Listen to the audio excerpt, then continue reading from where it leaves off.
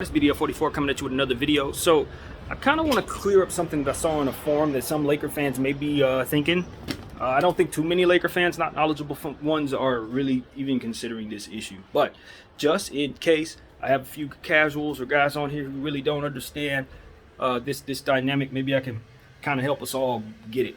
I don't expect, and I say I don't expect with the intention of meaning this ain't happening, but I don't expect, because you never know, it's coaches, but I don't expect that Rondo's going to be taking any minutes away from Kendrick Nunn, y'all. Kendrick Nunn was the guy that we gave our mid-level exception. That's a $5 million contract. That's more money than anybody else we picked up this offseason. Kendrick Nunn is a two-guard, a shoot-first two-guard at that. He is not someone who's going to be losing minutes to Rondo. If anything, he's a weapon that Rondo uses when he's trying to facilitate. He's a weapon that LeBron and Westbrook use when they're trying to facilitate. That is the guy that's going to help them get assists, along with the rest of the players on the team. Of course, being AD number one option. But Kendrick Nunn is going to get his minutes. He's an important piece of what we're doing. We're looking at him to give us youth. We only have like four young players in rotation. Kendrick Nunn, Malik Monk. If you want to consider AD young, I really don't. But if you want to consider him that, and of course THT. Rondo's not taking minutes away from any of those people, because youth is very important in today's league, and we don't have a lot of it. So the guys that we have that are young are going to play because they're going to need to keep the guys who are old able to sit down and have their knees not out there doing too much for the season. Kendrick Nunn, Malik Monk, I don't know necessarily what they can do just yet in a Laker uniform. That will determine how much playing time they get. That will determine how much faith a coaching staff and LeBron and them having these guys. But if they prove to be good as we believe them to be, Malik Monk, I think, is on the verge of becoming one of the best three-point shooters in all of basketball. And I think Kendrick Nunn has already shown us big-time potential with the ability to relax and take a moderate role. That's what Kendrick Nunn has shown me. He's a guy who's gotten everything the hard way. Blue-collar guy, doesn't expect a whole lot, but will give you a whole lot if you ask of him. And that's what I know of Kendrick Nunn. There are going to be games where Kendrick Nunn scores 6 and 7 points, but there's going to be a game or two where Kendrick Nunn goes for 25, 30 points. And if you have some depth issues, let's say guys go out with COVID protocol and we're down to like 8 people, Kendrick Nunn is somebody you're happy is one of those 8 guys, because he's going to play up to the necessary need of the team. And that's why I was so very happy that we picked up Kendrick Nunn. I didn't even think we could afford him. That's why I didn't have him on the list of people that I wanted. I was thinking, well, if I'm going to put Kendrick Nunn on the list, I might as well go aim higher and start aiming for names I also think we can't get. But the reality is he would have been at the top of my list if I thought it was realistic that we could get him as a role player with that mid-level. So I think that was a knockout of the park. It was better than anything I had in my mind. And that's why Rob Pelinka is one of the best in the business, to go along with the brain trust that helped him make his moves as well, because I know it's more than one brain up there. But at the end of the day, you are talking to somebody who very much understands that Kendrick Nunn is a score-first guy. So he's not the answer at facilitating the basketball when Bron and Westbrook aren't on the floor. That's why Rondo was so necessary, because we knew that Kendrick was not the answer for that particular thing. So had he been the answer, we would have taken a different route and probably gone to trying not to address Rondo before getting a big. But since we knew we needed another facilitator, we're bringing him in. And that means that there will be opportunities for him to play. Now, do I think there will be a lot of opportunities for Rondo to play? Hell no. And I think he understands, and I think he's cool with that. Do I think we're better if he were to play a lot of minutes? Hell no. Not at this stage in his career. Absolutely not. I don't want him playing at all. I want him to be a coach. So, to be completely honest with you, it's going to be just fine regardless. As long as he's down there whispering in the coach's ear, whispering in Bron's ear, grabbing Brody by the side, saying, "What's up, bro? This is what I see out there." That's all we need him to do. That's all we need him to do.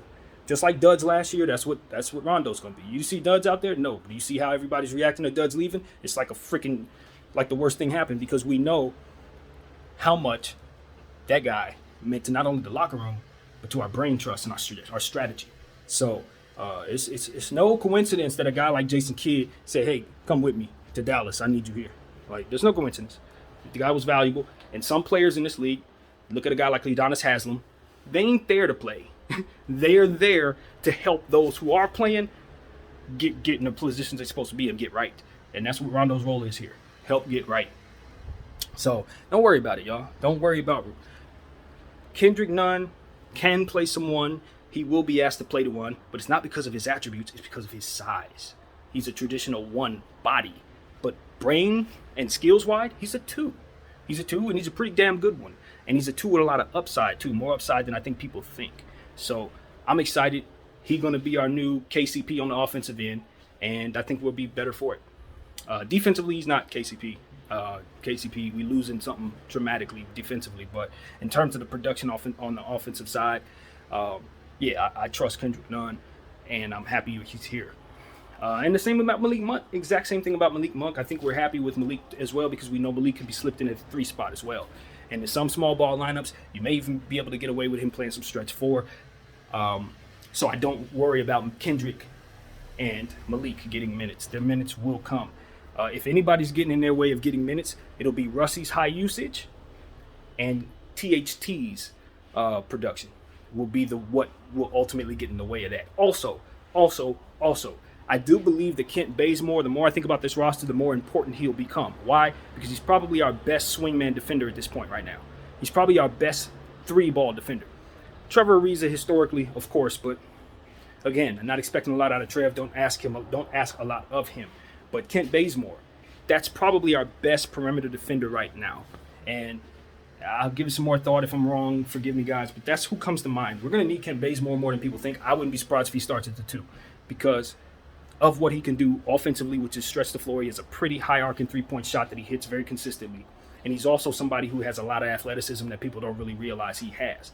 Kent Bazemore is somebody that we're going to lean on, probably more so than we will certain other guys, just simply because of his defense. So keep an eye on Kent Bazemore. The more I think about this roster, the more his role seems important, especially since I think he has something left. I don't think he's done yet.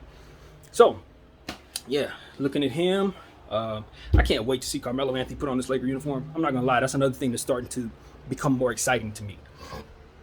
Because I get that he's not only somebody who's coming in revitalized, but he's also somebody who's coming in proven that he can play whatever role. See, that was the difference between last year and this year. Last year, you're like, well, you don't know what Carmelo's going to do in certain roles. You don't know what he has left. Now that we've seen 2 years of him in Portland, he knocked that out of the park. It was a love affair that worked out both on the court and off the court. Now we know we can fit him into what we do. We need what it is that he does, and a resurgence is in the works. He's never played with this kind of talent. He's never had this type of freedom to shoot and not have so much defense collapse on him. You got to understand, Carmelo Anthony is so great, not only because he was able to score, but because of the circumstances from which he was able to score prolifically.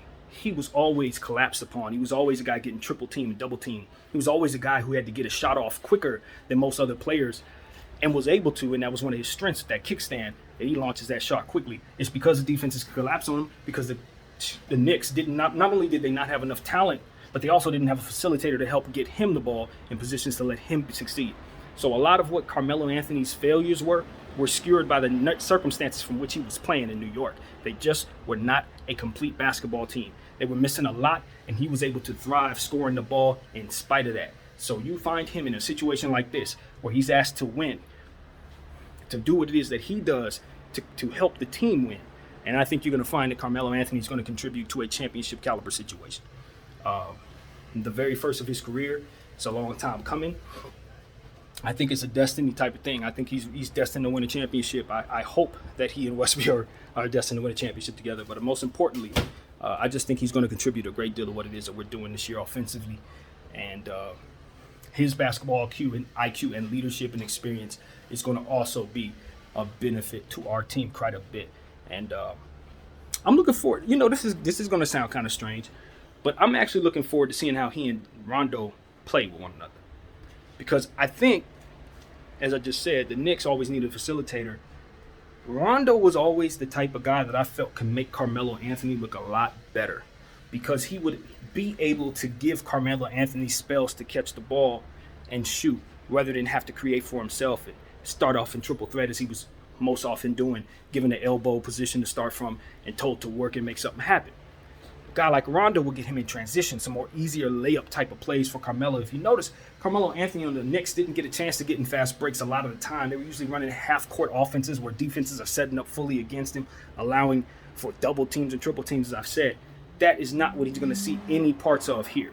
In Portland, I'm not sure what his role was there because I didn't watch a lot of Portland, but what it seemed his role was to spell offensive possessions for Dame Lillard and CJ McCollum.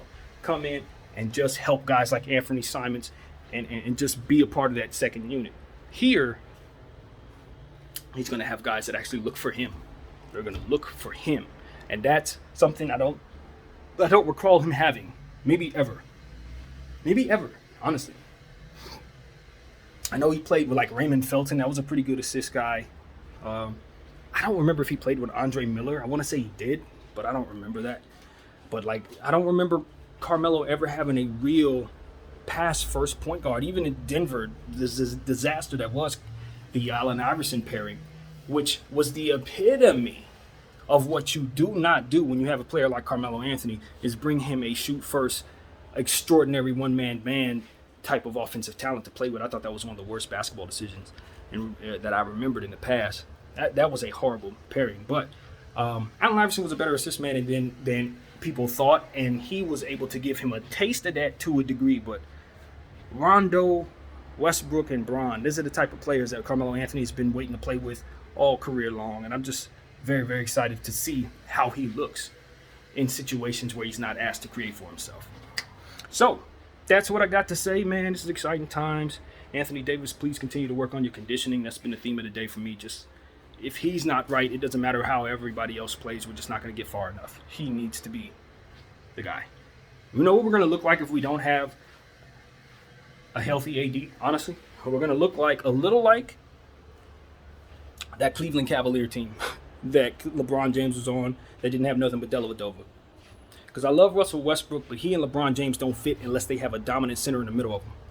Honestly, it's a bad fit because Westbrook is going to need to make a big man look good, and that's one of the best things that's one of his best attributes, is making bigs look great.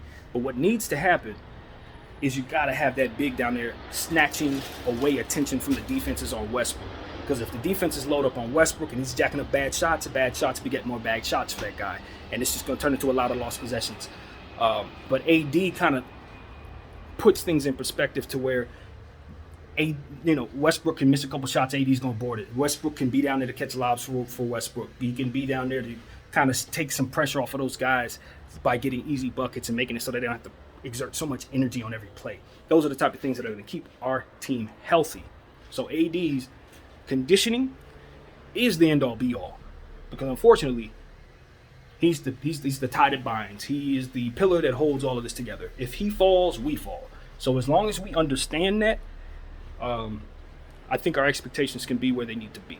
We are a championship team if AD is healthy. If AD isn't healthy, we look like last year or worse. Just keep it buck, because we're not as good defensively. He is what makes us decent defensively. Without him, we are a below-average defensive team, and I don't expect that team to do anything. So this is crucial. He has to stay healthy.